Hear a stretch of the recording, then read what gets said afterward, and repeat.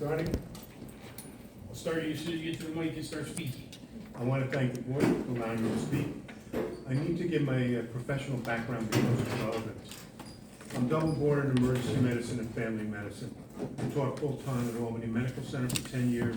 I was director of the Benedictine ER for about 5 years and co-director of the Regional Emergency Medical Advisory Committee. More importantly, I was medical director for the state of New York for bioterrorism and health emergency preparedness, which was a federally sponsored program under Health and Human Services.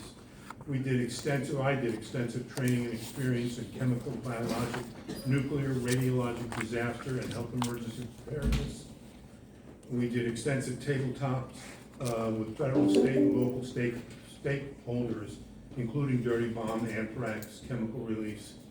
And we supervise hospitals in their preparedness for decontamination and PPE. We had frequent interface with HHS, Homeland Security, FEMA, DOH, FDA, and NIOSH.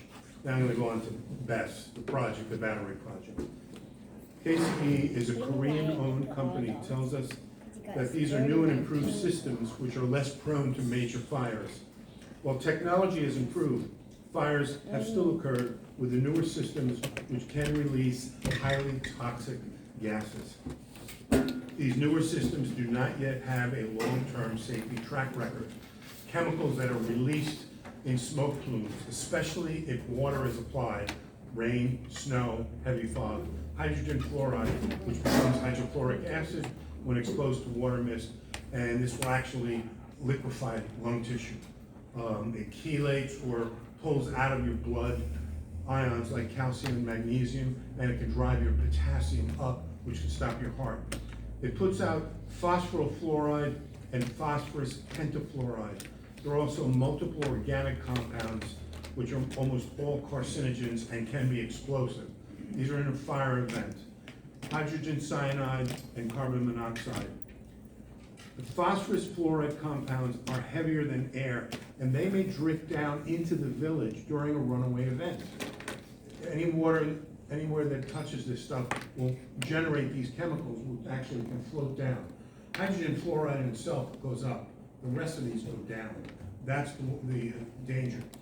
The effect on hydrogen fluoride gas on pregnant women and fetal development are known to cause premature labor, developmental delays, and the potential for congenital malformations. The BESS facility will be 4,000 feet from our high school. Implications are obvious if the heavier than air plume drifts into the village. The school district didn't even know about this project. I brought it up today. In summation, why locate this in geographic proximity to a highly populated area? Are we willing to risk that Saugerties will be the next best runaway fire? I strongly suggest a moratorium and accident medicine. First, do no harm. Thank you.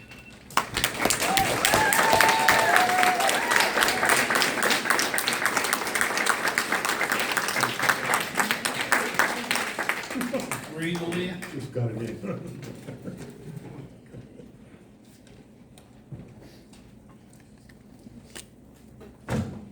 Hi, good evening. My name is Will Maureen you pull the Leah. microphone down a little bit? Yep, perfect. That didn't count toward my time, did it? I No, want you're that. okay. Okay. I'm here to express concerns regarding the proposed battery facility. I'm sure you're shocked to hear that. Much has been said about the noise and fires, but invisible threats make fires more likely. Cybersecurity threats, which have not been addressed that I've seen, are built into hardware and software. KCE frequently relies on components from Sungrow, a company located in China. This is not a political point, it's a security risk reality. The FBI and our cybersecurity agent have issued urgent alerts that foreign bad actors are actively probing our energy grid to disrupt infrastructure by way of hardware and software needed for the facility. They claim patches are applied when malware or attempts are made on it, but it cannot stop all intrusions. Remotely monitored systems can be invaded, and it can be also, we can also find that it will disable grids or trigger catastrophic equipment failures. Whether or not anybody on the board wants to hear that, that's a fact.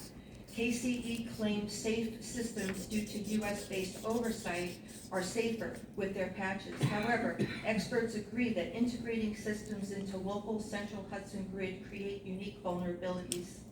Even US-made systems are not immune. Sungrow and Powin have a history of hardware failures and lack of transparency. That's part of what the company that you want in Sardites, they use them for a lot of their components. These notes can be found in the addendum that I supplied to you, such as Warwick Fire, Sonoma, and Sungrow's January 2026 fire. KCE cannot promise our grid will be safe from state-sponsored or local hacking or intrusion acts. I urge the board to implement a moratorium. Even full cybersecurity supply chain audits that are routinely done cannot promise safety from determined bad actors, and KCE knows this. Is our town's safety and stability of local power grids something we're truly willing to gamble with, particularly when it's so close to schools, homes, and businesses? And as a side note, our wildlife and waterways don't get a vote. They don't get to stand up here and speak to you. And I think you already made up your minds. That's fine. I have not. Elsewhere, maybe, on top of a hill. Here, no. Because our safety is not for sale. Thank you.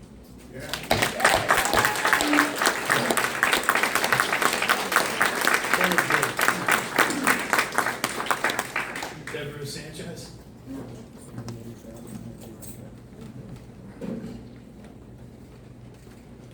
Good evening. Hang on one second.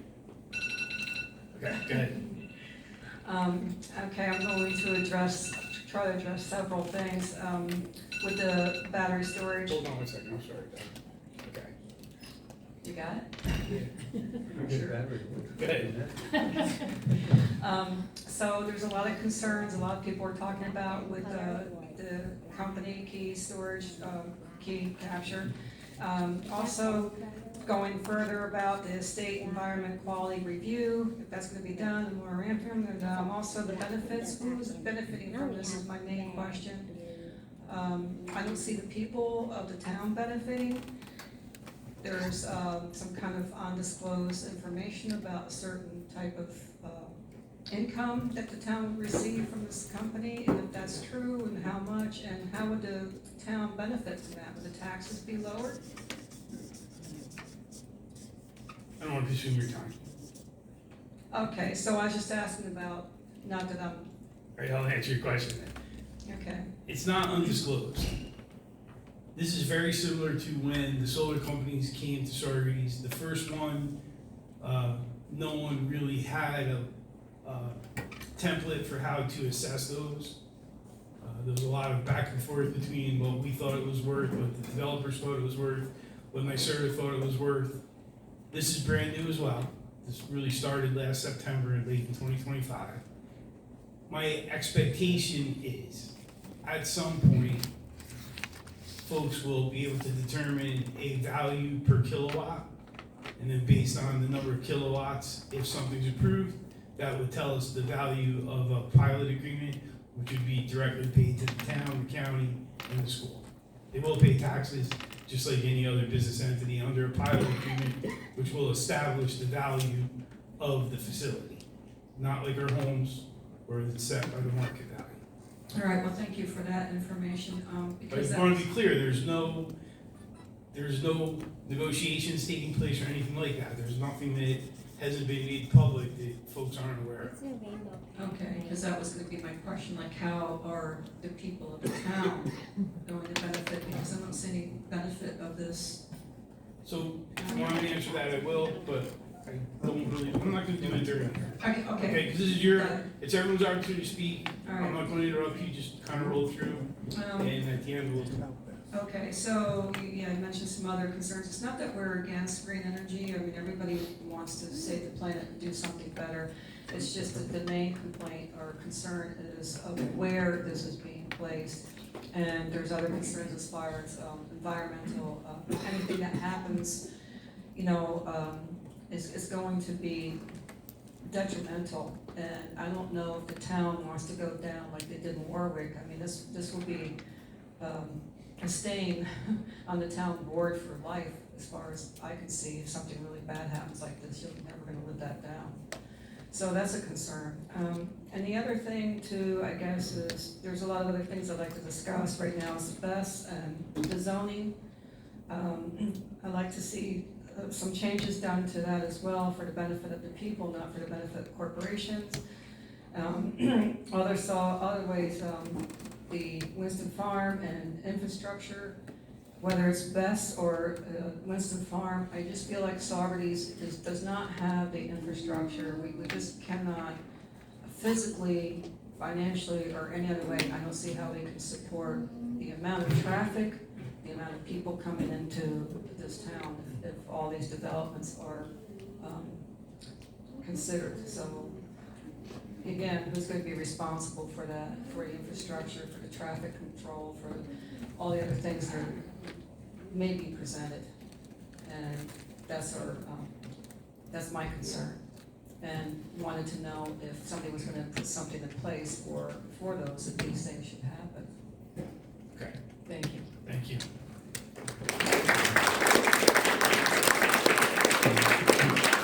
Ted Maroney?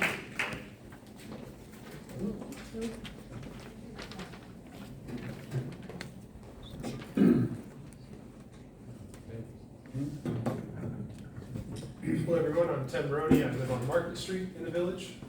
I spoke at the last town board meeting on May 6th about Key Capture Energy's proposed battery storage project on Thompson's Road. I voiced my concerns about the lack of an emergency response plan, or ERP, in the current proposal as I understood it, among other concerns. One of those concerns was that I was unable to find the actual proposal document anywhere, which unfortunately is still the case. I think it would be very helpful if the board uploaded the proposal to the town website, even if only the outdated initial draft from their initial September or December proposal in 2025, so that we can all review it and have more context for this important conversation, because it seems like people hear different things, bits and pieces, and everyone's kind of got their own puzzle of what it looks like in their mind.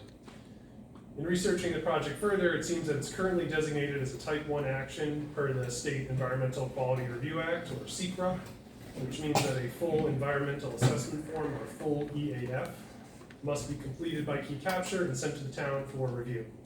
After review of the full EAF, the town will either make a negative declaration, known as a neg-dec, or a positive declaration, known as a pos-dec.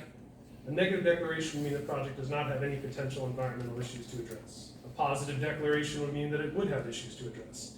If a positive declaration is reached, and I sincerely hope it will be, then Key Capture Energy and the town will work on scoping a draft environmental impact statement, or draft EIS, which lists all issues that need to be addressed. The public would then have time to review this draft EIS and provide input, so that all of our concerns are considered in the final decision of the impact of this project in our community. This would include my concern about a lack of an emergency response plan. I would insist that an ERP have to be included in the final EIS. And everything I just said, I looked up on the New York, .gov. Here's how SEQRA works. They have an actual thing called a secret cookbook with illustrated pictures, and it's very easy to follow. But I looked this up because this is all news to me here, so I'm trying to figure this out. That said, I trust the process to continue, and I strongly urge the town to make a positive declaration regarding this proposed project, so that all the concerns of our fellow citizens are heard and addressed. It's really important that we get together as a community to walk through this, and a positive declaration is key to doing it. So that is my hope for this project. Thank you for your time. Thank you.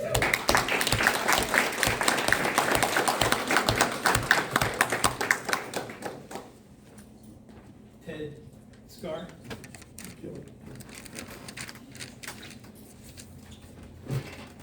Again, folks, thank you for having us tonight. I am in agreement with Dr. Bill and with the other Ted in the room, but I come to you with a different perspective right at this point. I am a chemical engineer by training. I endorse what Dr. Bill has said about the chemicals that are here. I have great concerns about what will happen if they get released. But one of my major concerns as a firefighter and an EMT is for my fellow practitioners. And so what I wanted to point out tonight is some research that I've been doing in terms of the training that needs to be done so that I could look at where the funding would come from. We have a potential here of a monetary cost of training people to respond to incidents, fire, EMT, and other personnel, of anywhere between $400,000 of training up to $800,000 of training. I would appreciate if the board would look into that as I try to explain where it comes from. I have been a hazmat trainer for a long time. I have responded to hazmat incidents not only in the East Coast, but also throughout the United States. I have worked with the Atomic Energy Commission. I know that there are HAZWOPER training that needs to be done for our people. In the fire departments that I've worked with, we've tried to do it, but sometimes it gets woefully inadequate. What is this HAZWOPER training that needs to be done? It's a rigorous 40-hour course where people handle the materials that are of importance to responding to an incident. Let me talk about one particular instance, one particular level that's there. That's the level A training, which requires a fully encapsulated suit with self-contained breathing apparatus. I know there's at least one fireman in this group today. He's worn this uniform many times, as have I. But this is a special type of level A suit. The prices can go anywhere from low of $2,000 all the way up to $10,000 to equip someone to respond to one of these incidents. That's where the money comes in, $400,000 to $800,000.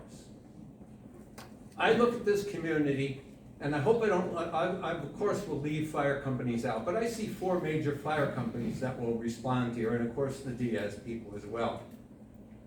The total number of people that we would have there, I would predict, anyhow, in my experience, that each one of those 4 fire departments will need 10 individuals prepared to go to a level A HAZWOPER response. Can you finish with a sentence? I can. Okay. At the limit, what this is gonna cost each firehouse of those 4, $200,000 a year. And I wanna make sure, in spite of the fact that I'm not in approval of this process of what's going on, and I believe what's happening here, that you people should be thinking about where is this money gonna come from in comparison to the money that you're gonna be getting. Thank you for your time.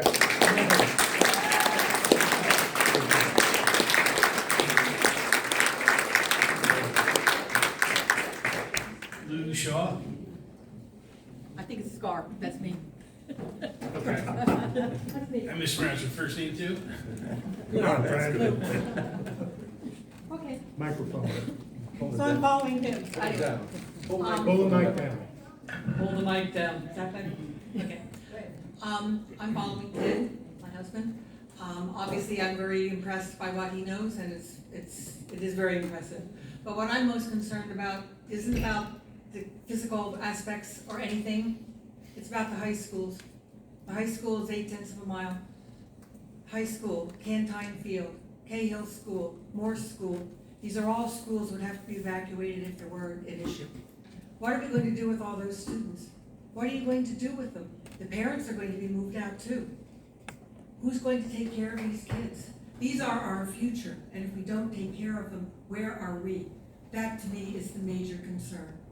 And I would ask each of you, if you have not visited a HAZWOPER site, go and visit one in the near future. Go and listen to it, please. Otherwise, you don't have any real basis to make any decisions. I'm sorry.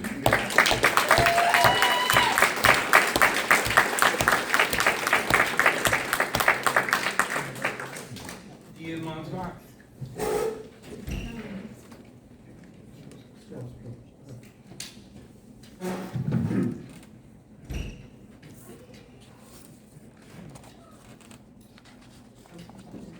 Hmm?